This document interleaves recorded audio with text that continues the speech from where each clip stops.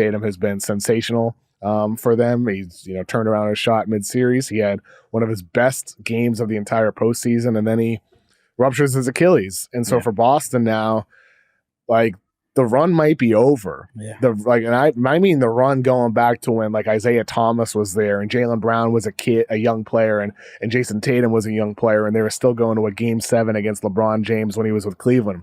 The run goes back a long time with this core of Tatum and Brown.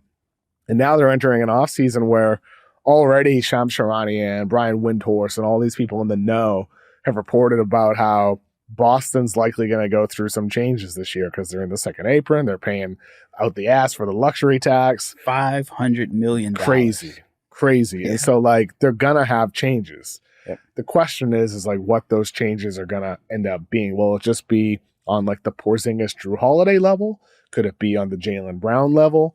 But either way, the team's going to change, and this run is over. It's just a matter of if it's the Tatum era moving forward. Can he get back to his prime? Do they keep Jaylen Brown? We'll see. But ultimately, the one silver lining for the Celtics,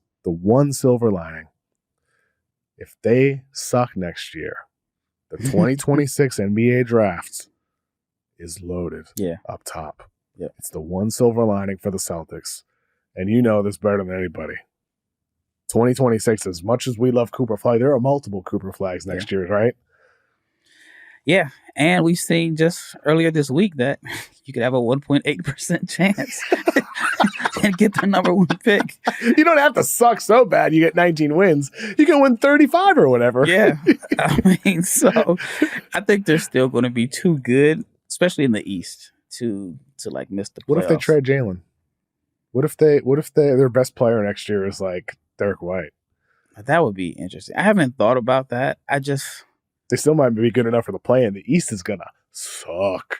If Giannis goes west, I mean, the East is gonna be bad. If Giannis goes west, then you need Philadelphia to be healthy. Oh my God. You need Philadelphia to be healthy, or you need Orlando to make a trade and get like you might shooting. be the 6th seed with like 34 wins. Yeah. Yeah. I mean, I guess that's good for Atlanta. The Atlanta Hawks. And the Chicago Bulls. Yeah, I know. Get home court advantage.